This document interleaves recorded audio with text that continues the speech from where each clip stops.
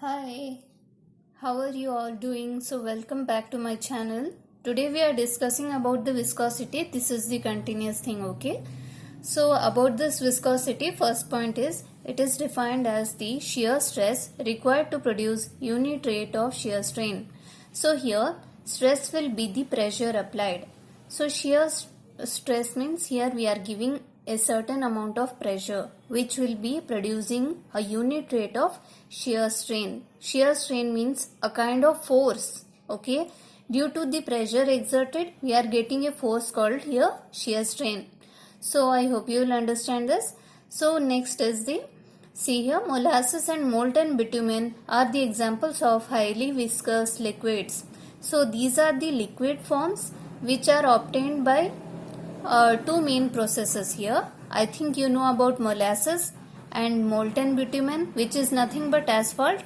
So molasses is obtained while the refining of the sugar. Okay, so molasses is a byproduct which we will be getting. So it will be black sticky like or liquid which will be highly viscous. Similarly, this molten bitumen is the asphalt which we are using for the roads. So it is also a black viscous liquid which is obtained in the refining of petroleum. So I hope you will understand this. So next comes the water and air have a very small viscosity. So water and air, so they are not such viscous compared to these two examples. So they are having very small viscosity. So next point is the viscosity of the gases will be increasing with the increase of temperature or the rise of temperature, because gases are compressible fluids. That's why gases are compressible fluids. That's why it is easily affected by the temperature. With the increase in temperature, the viscosity of the gases will also increase. But whereas the liquid, it is the vice versa, because viscosity of liquids will decrease with the increase in temperature. So this is a incompressible fluid. Liquid is a incompressible fluid. So it will be having viscosity decreasing if we increase the temperature. So here comes the units of viscosity. Two units are there which we are using: SI system, CGS system. Okay. So in SI system we are seeing the unit as Newton second per meter square, whereas here Dyne second per centimeter square in CGS. So this is also called as poise. So these are the units of viscosity. It is very easy. Okay, I hope you will remember this.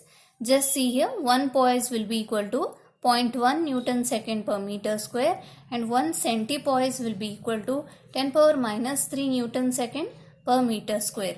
Okay, so this much I hope you will understand. So last comes the kinematic viscosity, which is denoted by mu. It is the ratio between dynamic viscosity and the density of fluid, denoted by nu. This is called nu. Okay, nu equals mu by rho. Mu is nothing but our dynamic viscosity, which I discussed earlier. Okay, earlier I have discussed it. It is a coefficient I had told, no? So that thing. Density is denoted by rho, as we all know that. Okay, so this is also a ratio. Kinematic viscosity means kinematic or kinematics means there is a movement. Okay, the fluid is flowing, there is a movement.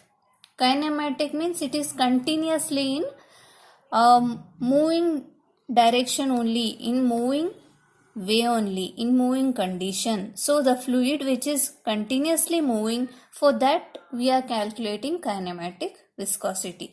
So units for this are in SI system it will be meter square per second. In CGS it is centimeter square per second, which is also called as Stoke, and 1 Stoke will be equal to 10 power minus 4 meter square per second. 1 centistoke is 10 power minus 2 stoke. So I hope you will understand this. This is a very easy thing. Next we are discussing about the Newton's laws of viscosity and what are the types of liquids, what are the fluids in that.